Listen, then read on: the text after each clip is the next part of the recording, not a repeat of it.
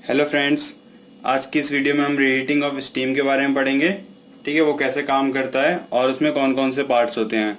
ठीक है, और इसका यूज़ क्यों होता है। सबसे पहले हम जानते हैं इसमें कौन से पार्ट होते हैं। इसमें बॉयलर लगा होता है, एक हाई प्रेशर टरबाइन होता है H P T, high pressure turbine HPT, और एक लो प्रेशर या इंटरमीडिएट प्रेशर टरबाइन होता है LPT, और कंडेंसर होता है हमारा, और पंप होता है। ठीक है, ये चार जो हमारे हैं पार्ट्स, वो तो नॉर्मल साइकिल में भी होते हैं, लेकिन इसमें एक रीहीटर लगा होता है। ठीक है, इसका क्या काम होता है, जो टरबाइन में हमारी स्टीम आती है उसको ये दोबारा से रीहीट करता है और टरबाइन के लो प्रेशर टरबाइन में से भेज देता है। ठीक है, जिससे क्या होता है, हमारा जो स्टीम होता है वो दोबारा से यूज हो जाता है और एफिशिएंसी हमारी इंक्रीज हो जाती है, हमारी एफिशिएंसी।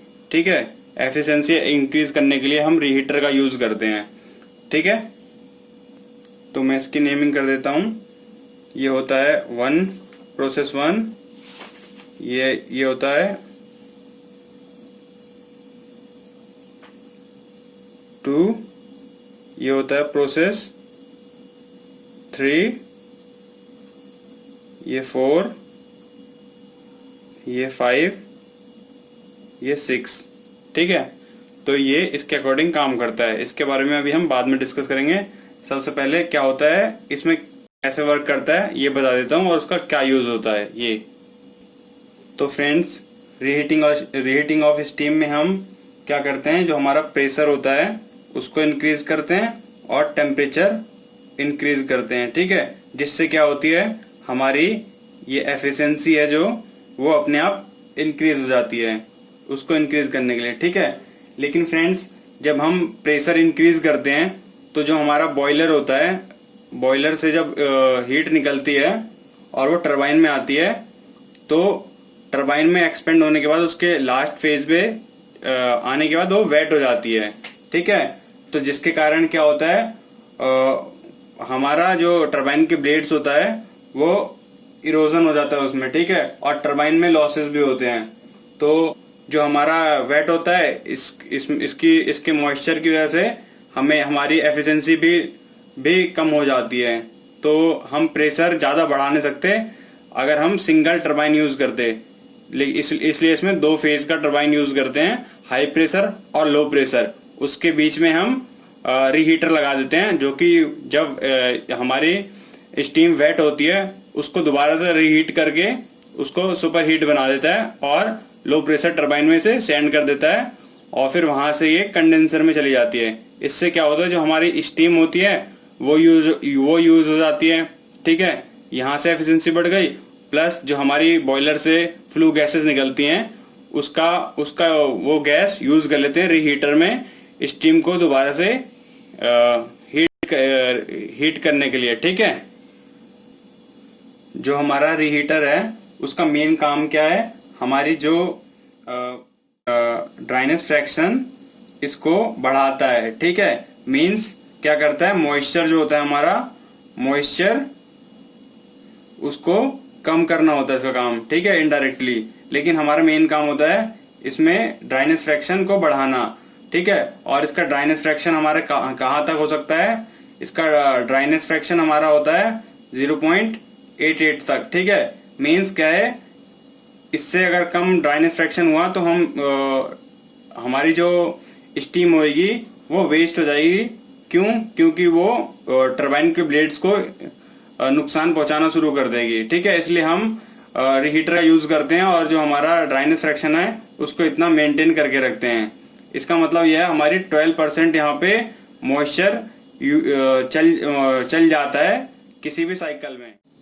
तो फ्रेंड्स, जो हमारा रीहीटर होता है, रीहीटर वो 3 टाइप के होते हैं। फर्स्ट होता है हमारा फ्लू गैस टाइप रीहीटर होता है। सेकंड होता है हमारा लाइव स्टीम टाइप रीहीटर होता है। थर्ड होता है हमारा कंबाइन टाइप का होता है, combine flue gas live stream reheater. ठीक है, ये हमारे 3 टाइप के रीहीटर होते हैं।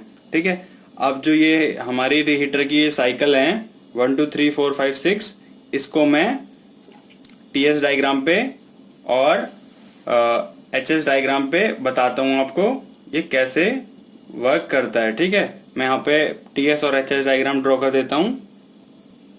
तो फ्रेंड्स, रीहीटिंग ऑफ स्टीम का ये टीएस डायग्राम है और ये एचएस डायग्राम है इसके अकॉर्डिंग। ठीक है, प्रोसेस 1 में जो है ये टरबाइन के पास हमारी स्टीम गई हाई प्रेशर टरबाइन के पास, और फिर वो यहाँ से एक्सपेंड होके और प्रोसेस 2 में जो है ये रीहीटर को गई रीहीट होने के लिए। ठीक है, इसको किसी सैचुरेट उस पे निकाल लिया प्रेशर पे जहाँ पे ये वेट होना स्टार्ट हुई थी। ठीक है, फिर वहीं से इसे रीहीट किया और उसको रीहीट करने के बाद लो प्रेशर टरबाइन में भेज दिया। ठीक है, फिर लो प्रेशर टरबाइन के बाद प्रोसेस 4 में ये कंडेंसर के पास गई, कंडेंसर के बाद प्रोसेस 5 में ये पंप के पास, और 6 में ये बॉयलर को दोबारा फीड कर दी गई। ठीक है, तो आपको मैं यहाँ पे एक चीज दिखाना चाहूंगा, जो प्रोसेस 1 2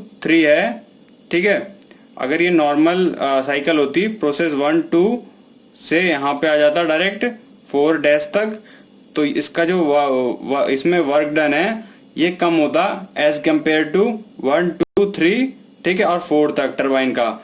तो इससे हमें क्या पता चला, रीहीट साइकिल में हमारी टरबाइन जो वर्क होता है वो इंक्रीज हुआ। ठीक है, जो फिर इसके बाद क्या देखेंगे, जो हमारा पंप वर्क है वो सेम है। ठीक है, पंप वर्क जो है हमारा सेम है, कांस्टेंट है। ठीक है, और फिर इसके बाद हमारा नेटवर्क क्या हो जाएगा, फिर नेटवर्क क्या होता है, turbine work minus pump work. तो हम क्या देखेंगे, हमारा टरबाइन वर्क बढ़ा है और पंप वर्क सेम है, इसका मीन्स जो नेटवर्क होगा हमारा वो इंक्रीज कर जाएगा। ठीक है, फिर जो इसमें हम देखेंगे हीट सप्लाई जो है, इसमें टोटल हीट कितनी बार दी गई है। एक तो जब हमने यहाँ से बॉयलर में से हीट दी प्लस रीहीटर से इसे हीट दी, इट मीन्स जो हमारी हीट सप्लाई है वो इंक्रीज हो गई। ठीक है, आप यहाँ से देख सकते हैं इस पोजीशन से यहाँ तक इसे हीट सप्लाई हुई है।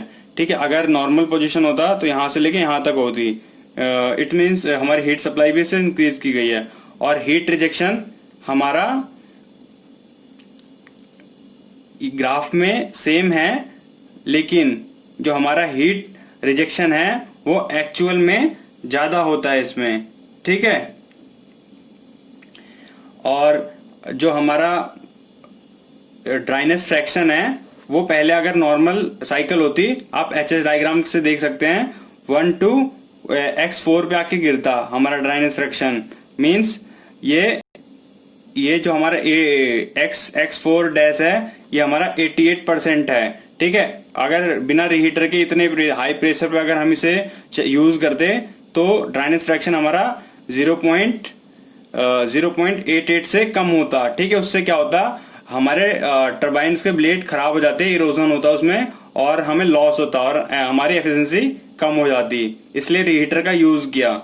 ठीक है, इसके बाद इसमें क्या होता है, जो हमारी टोटल एफिशिएंसी क्या होती है, work done by turbine minus work done by pump upon में हीट सप्लाई होती है हमारी। ठीक है, जो इनिशियल हीट, तो वो क्या होगी, आप देखेंगे अपने आप हमारी हीट एफिशिएंसी इंक्रीज हो गई। ठीक है, एफिशिएंसी इंक्रीज हो गई, तो मैं आपको यहाँ पे बताना चाहूंगा जो हमारी एफिशिएंसी होती है वो इससे 5% तक इंक्रीज होती है, 5 to 10 इंक्रीज होती है, लेकिन 5% तो होनी है। ठीक है, और जो रीहीटर होता है, रीहीटर में जब हमारा इनिशियल जो प्रेशर होता है हाई प्रेशर टरबाइन में, उसके बाद जो लो प्रेशर टरबाइन के लिए जो हमारा प्रेशर होता है वो एक्चुअल प्रेशर से 40%, एक्चुअल प्रेशर का 40% होता है। ठीक है, और जो हमारा इसमें कॉस्ट होता है हमारी रीहीटिंग का, वो नॉर्मल साइकिल से 5 to 10% ज़्यादा होता है। जो हमारी कॉस्ट होती है वो 5 to 10% ज़्यादा होती है, ठीक है, एज कंपेयर टू नॉर्मल से। ठीक है, नॉर्मल जो होता है, नॉर्मल साइकिल अगर हम यूज करते हैं वो 5 to 10% इससे सस्ती होती, लेकिन एफिशिएंसी हमें इंक्रीज करनी है तो इसके लिए हमें ज़्यादा पे भी करना पड़ेगा। ठीक है, तो ये थी हमारी रीहीटिंग ऑफ स्टीम। आपको ये वीडियो कैसी लगी लाइक एंड कमेंट करके बताएं, और चैनल को अभी तक सब्सक्राइब नहीं किया तो प्लीज़ इसे सब्सक्राइब कर लें। Thank you.